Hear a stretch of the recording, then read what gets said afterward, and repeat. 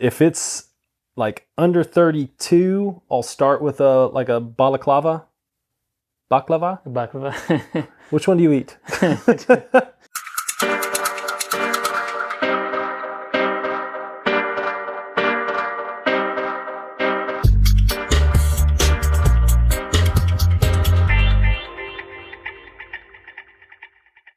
What's up, everybody? Welcome to another episode of Coaches on Couches. Bing Slouches. Happy Halloween, everyone. A spooktacular episode We planned for you today. Changed the color of the light. Which has messed with all the other colors of the cameras. Yep. So if we look orange, that's why. We'll start singing the Oompa Loompa song. Yeah. All right, so today we're going to talk about layering. Mm-hmm. Very important topic. Sprinkled in with like how to deal with cold weather. Yeah, I mean, so many combo plan. A lot of people like are terrified to get out in the cold weather. But really, realistically, if you have the right gear, that's a huge key. I mean, it's not an issue. You can really make it down to some pretty chilly temps if you have the right stuff. And as we go, if you are listening to this live, you can post, what's the coldest you've ever trained in. Yeah, I'm interested to hear. I always like hearing those. I don't know. Coldest. Mine's like 28. What's actual temperature? Wind chill? I know we've done some where wind chill. Wind chill was below 28. Was well below. Yeah. We'll dive into that, though. All right. I am Coach Dale Sanford. I am Coach Bryant Funston. We are the co-founders of BPC Performance Coaching, where we specialize in helping time-crunched athletes optimize their busy schedules so they can maximize their athletic performance. Every BPC coach is trained in our 5 pillars coaching system that has been developed over the last decade through our work with athletes of all ages and ability levels, from fresh off the couch to world championship competitors. You can find out more about BPC by going to buildpeakcompete.com, checking us out on Facebook and Instagram. Oh wait, Facebook and YouTube. You were trying to read going it off out. script. Facebook and YouTube at Build Peak Compete, and all up on that Instagram. There we go, at BPC Performance. Don't worry, Brian. One day we'll take the training wheels off. Next week's the week, man. Next week's the week. Tune in next week to see if Brian can say the opening without screwing it up. Without messing it up. All right, we'll get to the topic of today, but first, shout-outs. A very quick shout-out. Quick shout-outs. Tis the season for not a whole lot of racing. Off-season, yeah. Big shout-out to all of the hop cycling folks. So we opened up hop cycling for previous members and our BPC athletes. We're about ready to open that up mass scale to everyone. Yep. But this will be, we started, going into the 2011 season. Yeah, it was like late 2010 into 11, I think, was year 1. We keep trying to figure out what year how 1 long was. It's actually but, been, yeah. We did not think it was going to turn into what it has. So all the people signed up thus far. I think there's already like 20 people almost. Close to 20 already registered. Signed up, and those are just from the people who've done it before. Mm-hmm. So if that says anything about the program. If you have no clue what hop cycling is, it's an off-season indoor program where you do it in the comfort of your own home. We live stream it. We can see you. We have you. It's optional, but if you set your video camera up, we walk you through this. It sounds like it's very technical and hard, and you have to be if you have a webcam, exactly. If you have one of these, you're good to go. But it's essentially live feedback combined with a program that's been developed over the last 10 years. We'll say 10. We'll say 10. And runs from December 3rd this year all the way to when the time changes again. So March 5th is the final. And the goal is to have you ready to rock and roll for whatever your March, April into the summer brings for you. Yeah, we always see big gains out of people over the winter. The people who actually do the work. Yeah. Mm-hmm. So we'll dive into more information on that next week and get a little bit more. Hopcycling.com. Yeah, check it out. Cool. We've got a couple of good lucks here. We've got Michael Ort, who just won't stop, and he's heading to Los Cabos. Going to do the 70.3 there. Man. Got some people doing Big River Crossing. Big half river marathon. crossing. Yep. The local gravel race happening. Yep. Outdoors Inc. Yep. was the longest standing cyclocross race in the nation. Yeah, that's sad, man. But they're seeing the fact that a lot of eyes seem to be going towards gravel. And so, yeah, that's been same weekend, same day, essentially, that the Outdoors Inc. cyclocross race always was. But this is just going to be just across the river on the other side of the Mississippi. So if you're local and like riding bikes, whether it's a mountain bike, cross bike, gravel specific bike, get on out there and have a good time. Any bike goes. And I think it's a great idea to make the switch, given the changes in the cycling world right now. Yep. Got one more good luck. All of the athletes headed to the Tennessee State Cross Country Championships, Percy Warner Park. It's a tough course. Whoa. Is it in Percy Warner? Yeah, it's been there every year. Is it really? Tough course. And especially good luck to all of our MYA elite folks headed over there. And grip and rip, folks. All right, we'll get to the topics of the day. Layering. Funston, what are the main goals? Layering. Nah, layering? The two main goals, really, we want you to stay warm while you're going through your training or racing. And the second part of that, so while you're staying warm, we don't want you to be so warm that you're sweating buckets. Yeah. So stay warm, but sweat as little as possible. So you're kind of trying to stay in that in that balance. If you've ever watched homeostasis. Yes. If you've ever watched Bear Grylls, back when he would tackle the elements, he would always talk about if you sweat, you're wet. And if you're wet, you're dead. You're dead, man. You're dead. So it's all about kind of monitoring, paying attention to, and then layering properly so you can easily adjust the effective temperature that your body is at from the elements. Yeah. So let's give a brief rundown. Pain train. Pain train. Coming at us early today. Bongo. I just threw that in there. You just throw Bingo Bango Bongo? Yeah. It's been your go-to of late. Yeah. So let's go into some types of layers because there are pretty much a ton of them, and I would say each layer has different versions of itself. Oh, for sure. So let's just kind of go into types of layers. So if we start kind of closest to the body, you got your base layers that you can use tons of different varieties of base layers. There's some that are the sleeveless, some that are short sleeved, some that are long sleeved. Do you usually wear base layers? No. I can't wear, personally I cannot wear base layers. There's people that wear base layers in the summer.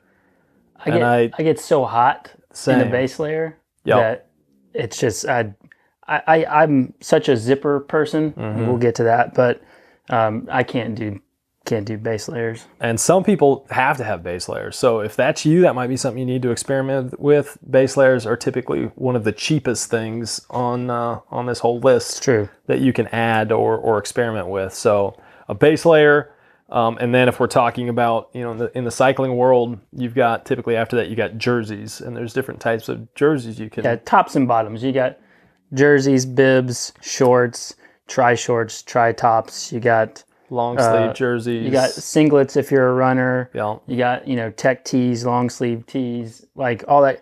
We're just that just falls in a category of your typical tops and bottoms. Uh-huh. Yeah.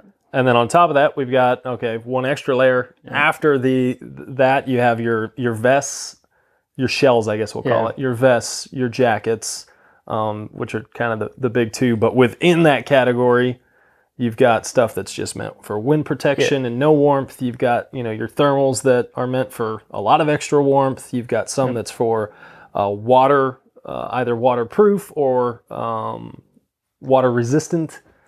So again, you got a ton of different options from a jacket. Wind and rain barriers are a big part of layering, especially if you're gonna get hit by some of the elements there. But and then you have on top of that, you've got just specifically thermal layers. So you've got thermal jackets, thermal bibs, bib tights. All those things can be thermal lined. Yes. In and of itself. Yes. So Thermal jackets, tons of thermal options vests, there, yeah. And then you're jumping over to gloves, which is probably one of the most important layers. For me personally, if I can keep my feet and my hands warm, like I can handle some really cold temps if I can keep feet and hands. I think a lot of people will throw like ears and face into that category. I've got like weird ears that, once they get cold, they're okay. Like I never really have to cover my ears much, but for a lot of folks and a lot of the people we coach, it's sort of the feet, hands, head, if those can keep warm. So you got your gloves, bunch of different varieties, and then you also have, for cyclists, you got either, and runners as well, I guess, the actual socks, but then also your shoe covers that you can have. Yeah, and then you kind of got head coverage, like you were saying. Yeah. I have to cover my ears. You got neck coverage, arms, knees, toes, shoe covers, toe warmers. So let's go into tips. We'll get into our tips real quick. This is going to be a fairly quick episode. Okay. Yep. So big tips here. Looking at the start and finish conditions. So essentially you need to become your own weather person and know that I've had it happen before where looking at what the end conditions were supposed to be didn't actually materialize. So I had some days where I dressed as though it was going to warm up to 50 degrees or 55 degrees and it stayed cold. But that's kind of where the value of having layers comes in. But tip number one, know how cold it is. Take a look at whether or not there's a wind chill. If you're going to be riding a bike versus running, typically runners can get away with a lot less coverage because they're going at much slower speeds. If you're cycling, you need to add in, are you going to be riding at 18, 20 miles an hour? If so, there's going to be a wind chill that you got to take into account. Yeah, definitely. I've done longer running events in normal running shorts and like arm warmers at 20 degrees, Yep. Whereas on the bike, the wind chill effectively by the wind, is so much higher that you've got to, you have to barrier the wind a little bit more. Exactly. So moving on to kind of the next tip, and we've already sort of alluded to this numerous times, but using multiple thinner layers is going to be a lot better for you than going with, one big bulky thermal jacket, for example.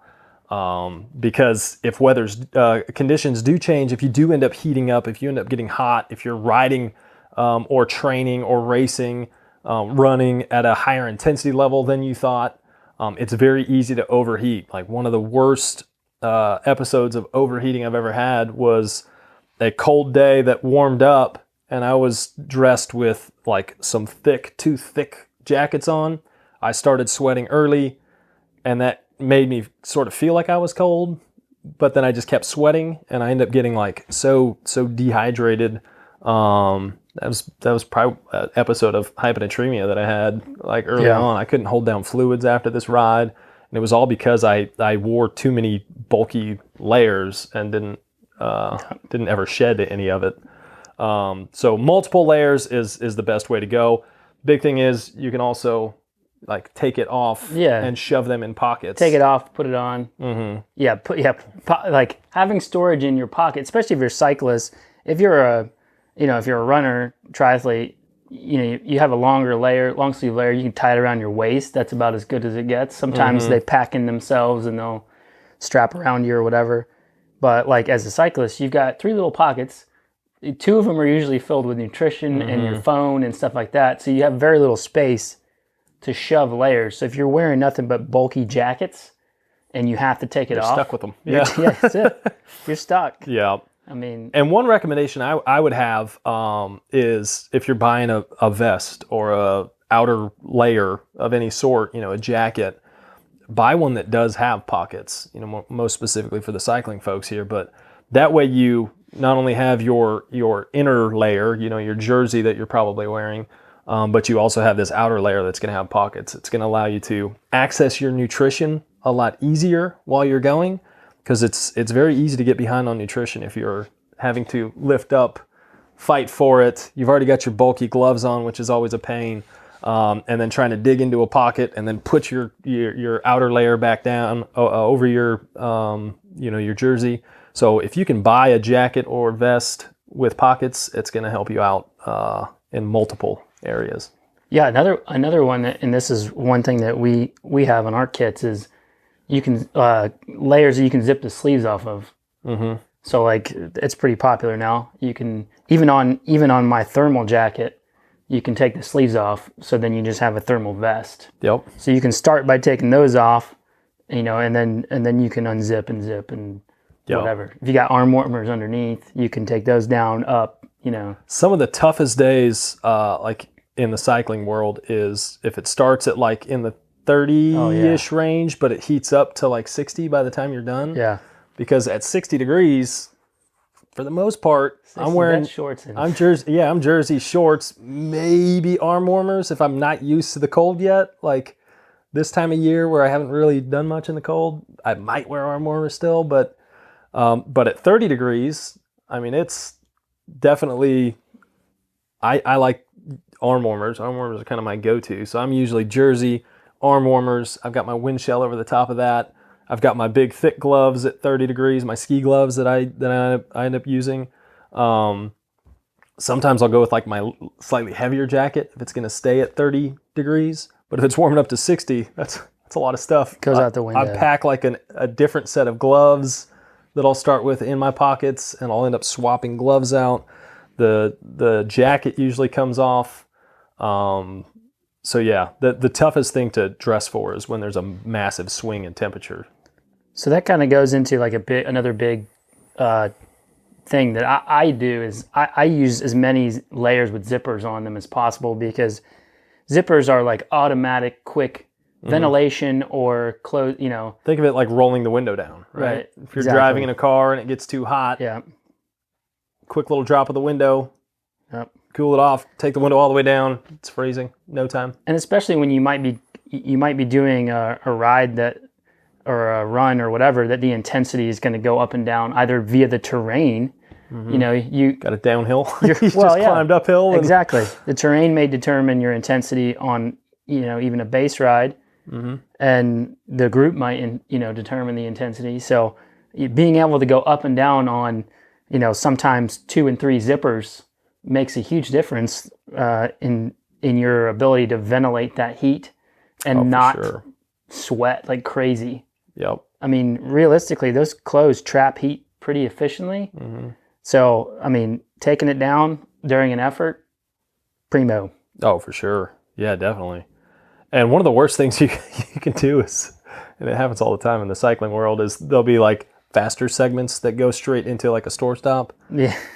So if you can like have a slight cool down period after where you've gotten really sweaty, because what you don't want to do, we mentioned it at the on the onset, if you sweat, you're wet. If you wet, you're dead. You don't want to go into hard effort, go inside a store, start pouring sweat, and you come back out, your core temperature cools down super quick, and you can never heat back up in that scenario. So if you are one of those people that gets suckered into going too hard on these longer days in the off season, be aware that you might want a little buffer time to cool down, unzip, let yourself dry off some before you head into a store. That's what one of the things that you said is something that I do as well, because that happens, is bringing extra sets of gloves, just in case your gloves get soaked out. Those are the worst. I can deal with some of the like wetness in the jersey and chest and everything, but if the gloves get wet, they're ruined. They're done for the day. So yeah, bringing extra sets of gloves is big. We talked about wind blocking. That's a big thing. And one thing that you're saying, it's okay to be cold in the first 20 minutes or so. Now you don't want to be like freezing to the point where you can't use your hands, because I've been there before. Yeah. Forget your gloves. You think it's going to warm up faster than it does. You forget your gloves, thinking you're not going to need them, and then you can't even use your brakes because your hands are frozen. Yeah, that's not safe. No. So it's okay to be a little cold if it's going to prevent you from carrying too many layers. Yes. And then prevent you from being way too hot. Yeah. at the start, like when you get there, like if you ride to your ride, well, you might have 15, 20 minutes to get there. That's okay to be cold, but you don't want to be like pulling off layers and like already being soaked at the start of your ride. Yeah, kind of the big thing here is don't dress yourself thinking about how warm you need to be if you are just standing outside. That's different than you actually being outside and exercising and generating heat with your body.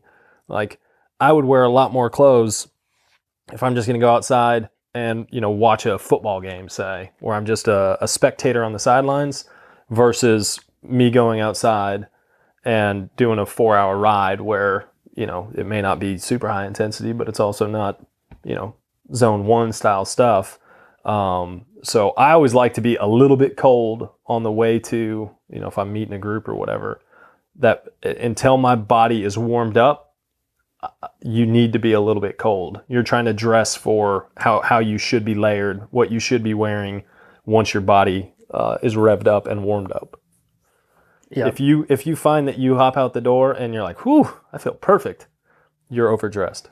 Most of the time, yeah. Guaranteed you're overdressed. Unless temperatures are going to drop over the course of a ride, you are overdressed, or a run. Same thing with a run. Like, for runners, you can get by, and Dale already mentioned it, you can get by with wearing even less than what, you know, a cyclist would. Yeah. Because you're going to be working harder. You're going to be generating more heat than a cyclist typically will. I'm a huge fan of, like, I use my cycling vest and arm warmers all the time on runs. Yeah. Because you can change, you know, ventilate and change your or regulate your temperature so quickly. So I use that stuff all the time. And a lot of this stuff's going to be experimentation for you, but from what I think we have both found is keeping the wind off you, where the wind's not cutting through you. So where you can regulate that is huge. Yeah. And then from there, experiment with those underlayers. You know, are you someone who needs to have a long sleeve, you know, shirt? Are you do you need something thermal underneath? Do you need a base layer? Are you fine without a base layer? Like we've said, zippers are huge, because now you can adjust different layers to kind of get your airflow how you want it.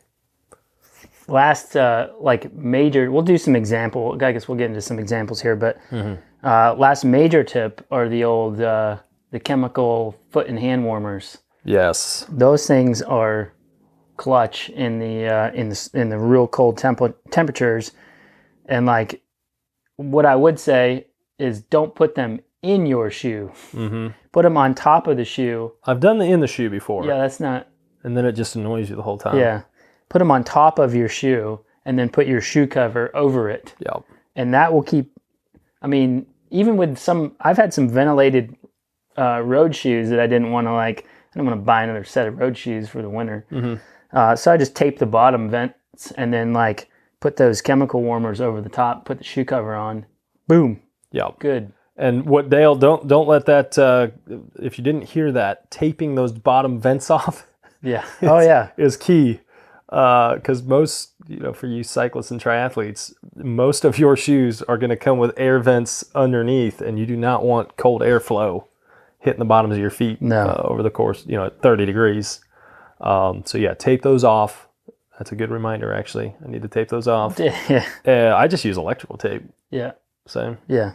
And then, yeah, those chemical warmers. And like the chemical hand warmers have been huge for me in the super cold. We had, 3 weekends in a row last year, I think, that was like wind chill under 20. And those chemical hand warmers were huge. I just had them in my gloves, in between 2 layers of gloves. And they kept my hands toasty. All right, so last thing, give a few examples. So we're already talking about cooler weather anyway, so there's no reason to talk about anything beyond, like, let's say. So for me, like, when I start thinking about going away from just bibs and jersey, and I'll let you kind of touch more on the running side of things, and you can, you know, if yours is different. Everyone's going to be different. We got some people on our team. And it drops below 60, and they're full on. Yeah, full on, like, long jacket and bib tights, thermal bib tights. But for me, like, typically under 60, if it's going to be sunny out and stuff, is when I start thinking about, and usually it's just arm warmers and vest is kind of step one. Knee warmers get added about the 55-degree range. If I'm racing and intensity is going to be high, usually it's just bib jersey still at 55 degrees. When I start getting below 50 degrees, then I'm thinking that's when I add my wind jacket typically. And I won't wear arm warmers if it's going to be, around the 45 to 50. When I get below 50 or 45 degrees, then I'm usually doing jersey with obviously a full zip jersey. I'll have the wind jacket, arm warmers. That's what I'm going with. Under 45, I'm going with some kind of heavier gloves typically. From 45 to 60, I'm wearing, I have like the ASOS. It's part of their like 3 system, but it's kind of their mid-range, kind of spring fall. It's level. worth every penny. Yeah. But I'm someone who always rides with full finger gloves. So like summertime, I'm wearing a very lightweight full finger glove. But under about 45, I'm usually wearing my kind of ski gloves. And I usually just go and, I don't go and buy a cycling specific glove. I know people that do, but I've had perfect success just using a ski glove. But for me, it's hands and feet. So it's a lot easier now that a lot of people are on electronic shifting. Yeah. With the bulky ski gloves rather than the mechanical. Little tap, yeah. Deep, deep. Yeah. Until you start hitting both or the wrong one. Yeah. So I'll do knee warmers, typically knee warmers, bibs, till about that same temperature, 40 to 45. When we get under 40, I'm definitely going with a full length, like tights over the top of my bibs. And then shoe covers. So I'll do toe covers, which is different than shoe covers. I'll do toe covers from about 60 degrees to 45, 50 degrees. Under 45 for sure is going to be the full booty, full coverage. And that's going to depend again on the ventilation of your shoe. Yeah, for sure. And then if it's looking like 32 degrees, like freezing or around freezing and cooler, I'm definitely doing the chemical pads on top of my shoes with the full covered booties over the top. I'm doing the hand warmers at about that same temperature, the chemical hand warmers, if we're in that freezing or below. For me personally, like I mentioned early, I don't need a ton of like face coverage. I'm the opposite. But if it's like under 32, I'll start with a balaclava. Baklava? Which one do you eat? That's the baklava. Yeah. So I'll do the balaclava, but I can't have, I don't know why, but I can't have anything that comes all the way over my head. So I can't have I don't pull the thing all the way over. I just let the top part hang back. Mm-hmm. So I will cover ears and like nose and face, but I was totally comfy. Well, not totally comfy. I've been comfier, but I handled, those 3 weekends in a row where temps were 28 and stayed there the whole ride. Yeah. With wind chill in the teens, with that setup. And I actually ended up taking the head thing off, cause I started getting too hot. But that was just jersey, wind. I did have arm warmers on underneath. So under like 45. And again, you sort of got to be thinking about how hot's it going to get to. So I like having the arm warmers. If it's going to be a big change in temperatures, I essentially treat that like a long sleeve jersey, Yep. Arm warmers and jersey. Did that get confusing? No, not at all. No. I would say, the running again is all going to be different it's going to be different for every person. Some people need more, are just more cold natured than others. Personally, I won't even put on anything more than shorts and a short sleeve until it's under 50 degrees. And then, occasionally after that, go to a long sleeve. I've got a light running jacket that I'll throw on that's super ventilated. But other than that, like gloves are the big thing that I use when it gets cooler, like gloves. And then when it gets really like if it's going to be real cold and I know it's going to be real cold and probably stay that way the whole time, I will start with like short sleeve shirt, arm warmers, and then the running or the cycling vest on.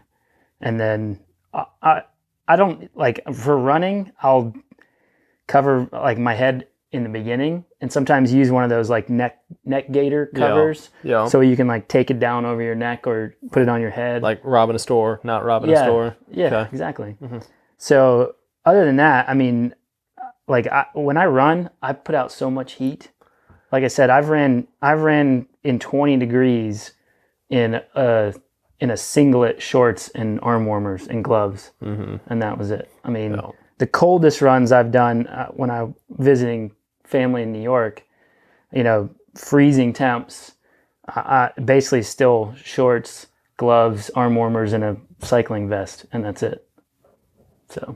So start with that. Yeah. If you get hypothermia and die, then go with more. Start later. One thing I guess we didn't touch too much on is socks. Yeah, I was going to bring up socks. So like for me, I spent a couple seasons where I found like the biggest, what appeared to be the warmest looking socks out there. And they ended up being like the worst for me. I don't know if it was the fact that it prevented circulation in my feet, or things got so tight that I couldn't actually, get any blood flow. But the big, bulky, what appeared to be warm socks don't work well for me. So actually, the socks I've got on now, I'll point them at the camera here.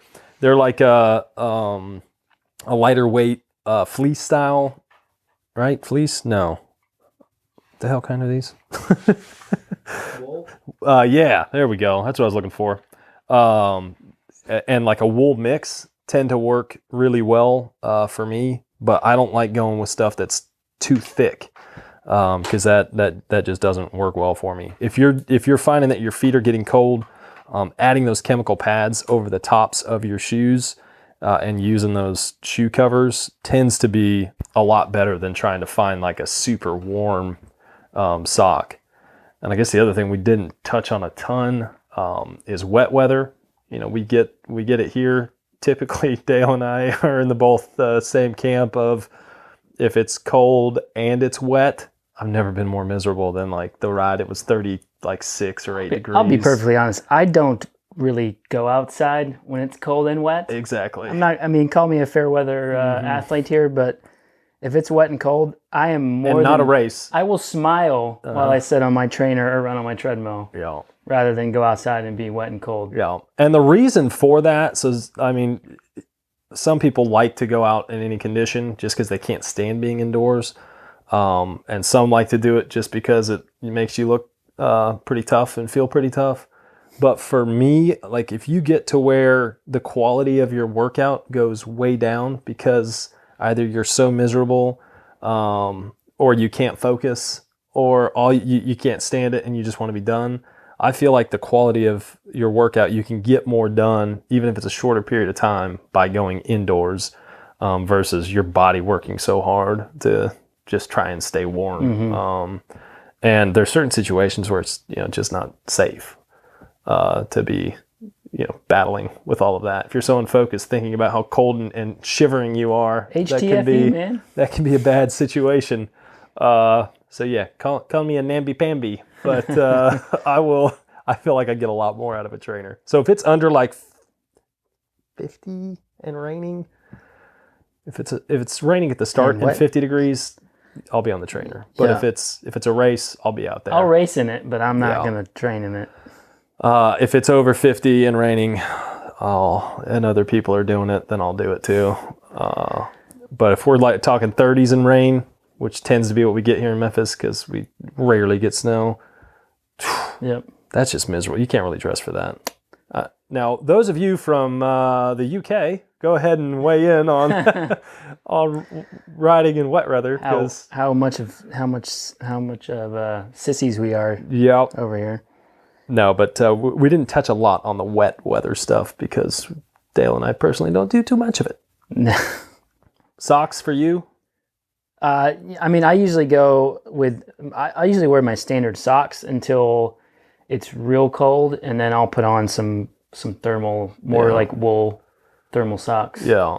Yeah, about probably 40 degrees for me I just don't like, and below. I don't like how they like, I feel like when I go to a much thicker sock, it crushes my foot in my shoe. Same, yeah. And it just, I don't like the feeling. So I'd rather use the chemical warmers and shoe covers. And I know some people will buy specific winter shoes. I've got a set of like mountain bike style that are just designed for cold weather. I prefer having my road platform typically, so I use those for a season. They were nice, but I prefer sticking with my road shoe. Yep. Some people will have a winter shoe that they'll buy a size bigger, so you can accommodate a larger sock. Yep. But again, riding in temperatures below, in the teens, I've been fine with the wool style sock and those chemical warmers. Cool. Sweet. Real quick, good luck. Stacy Taylor Thomas is running her first 50 miler this weekend. Ooh! In what looks to be some cold temps. Nice. So layer up. Layer up for sure. Layer up. Oh, let us know how it goes. Yeah. Cool. You got anything else? That's all I got, man. All right, folks. We appreciate you hanging out, listening, watching, and we will catch you guys next time. Peace. Adios.